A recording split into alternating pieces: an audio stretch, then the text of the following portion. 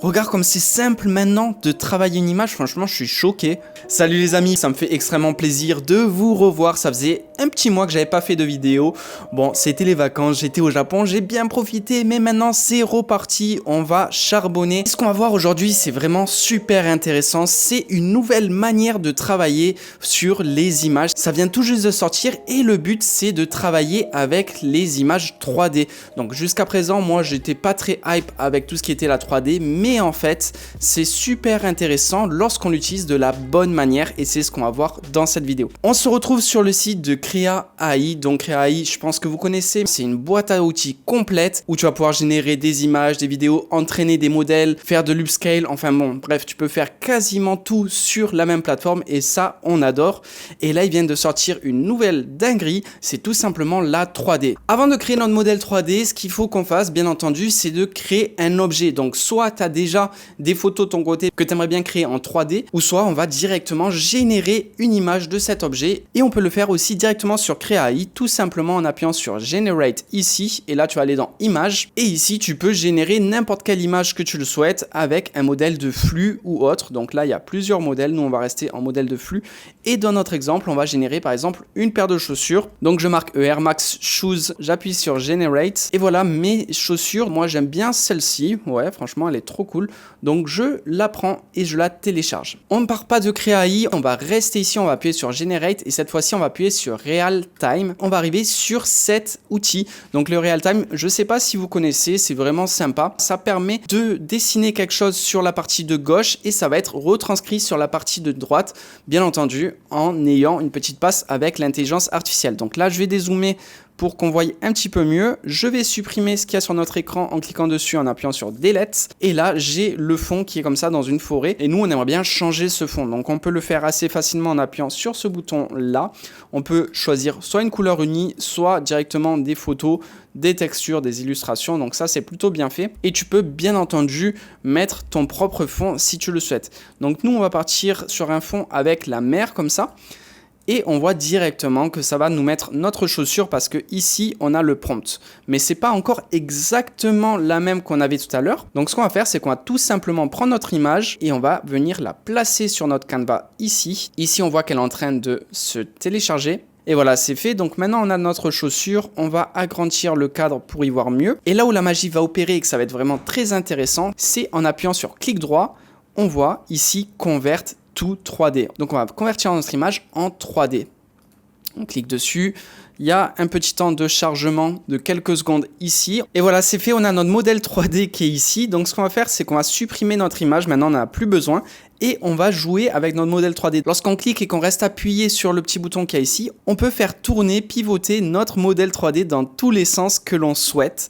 Et je pense que là, tu commences à comprendre. C'est-à-dire qu'on va pouvoir mettre vraiment en scène exactement comme on souhaite notre chaussure. Donc là, on positionne notre chaussure comme on souhaite l'avoir sur l'image de droite. On voit que c'est pas exactement pareil. C'est pas du tout le même angle entre l'image de gauche et l'image de droite. Et en plus, les couleurs sont pas du tout les mêmes. Alors, qu'est-ce qui se passe? C'est tout simplement ici que la force ici de l'IA, elle est trop forte. Donc là, on est à 77. On va descendre ce curseur vers le bas et tu vas voir qu'on va se rapprocher de plus en plus vers mon image d'origine.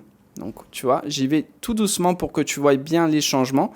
Et de plus en plus, on est en train de transformer notre image de droite à notre image de gauche. Donc là, c'est plutôt pas mal. Ce que tu peux faire aussi, c'est changer le modèle utilisé pour générer l'image de droite.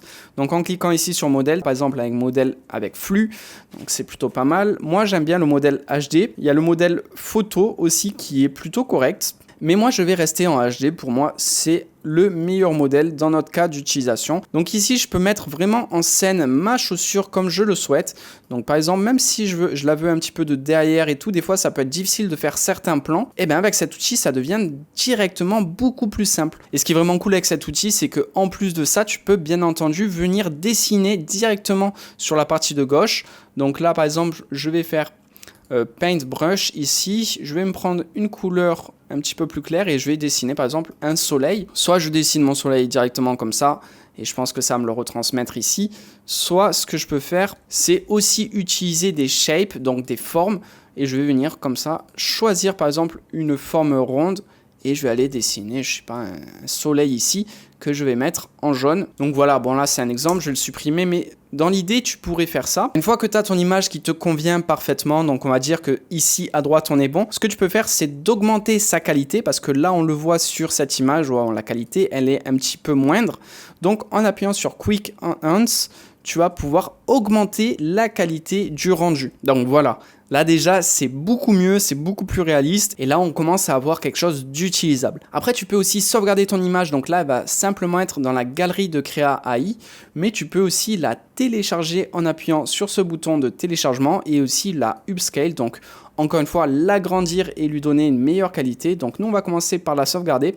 Puis on va aller directement l'upscale pour agrandir les pixels et l'avoir dans une meilleure qualité possible. On est maintenant dans l'outil d'upscale, c'est très simple, notre image elle est ici, on choisit quelle taille on souhaite upscale. On va faire du x2, donc notre image de base va être 2048 sur 2048. Et on appuie tout simplement sur Enhance et on attend que ça charge. Et on a maintenant notre image qui a été upscale et qui est vraiment en super bonne qualité. Tu peux par la suite la télécharger directement en appuyant sur ce bouton. Et si tu veux, tu peux même aller encore plus loin. Tu veux appuyer sur Generate ici et tu peux aller choisir un modèle de vidéo maintenant. Ici en bas, tu peux choisir quel modèle vidéo tu souhaites utiliser. Donc nous, par exemple, on va prendre Runway pour la rapidité et parce qu'il utilise la technologie de Start Frame. Donc on va pouvoir mettre notre image en première image de notre vidéo. En cliquant ici, on va pouvoir choisir notre image. Elle est ici, j'appuie sur ouvrir. Je peux mettre un prompt pour guider un petit peu la génération. Là, je vais tout simplement dire que l'eau bouge un petit peu. J'appuie sur Generate. Et voilà pour notre vidéo. Tu peux ensuite la télécharger ici. Tu peux même rajouter du son si tu le souhaites. Donc, on va le faire pour tester. Donc, voilà, j'ai juste appuyé sur le bouton. J'ai pas mis de prompt. Il va maintenant me générer la même vidéo avec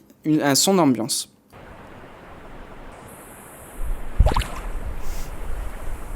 Donc voilà, c'est plutôt pas mal en vrai. Hein. Bon, comme tu le vois, ça fait un petit workflow assez intéressant. Bien entendu, tu n'es pas obligé de faire le workflow entier. Tu peux simplement faire le 3D to image, ça suffit amplement. Là, je voulais simplement te montrer les capacités de Créa AI, avoir cette grosse boîte à outils où tu vas pouvoir faire un petit peu ce que tu veux directement sur le même site. Et ça, c'est plutôt génial. Comme tu l'as vu dans la partie vidéo, il y a plein de modèles différents. Et peut-être que toi, tu sais pas lequel utiliser. Donc, si tu veux savoir quel est le meilleur modèle vidéo, ce que je te conseille, c'est d'aller voir cette vidéo où je compare les meilleurs modèles vidéo, comme ça tu pourras faire ton choix.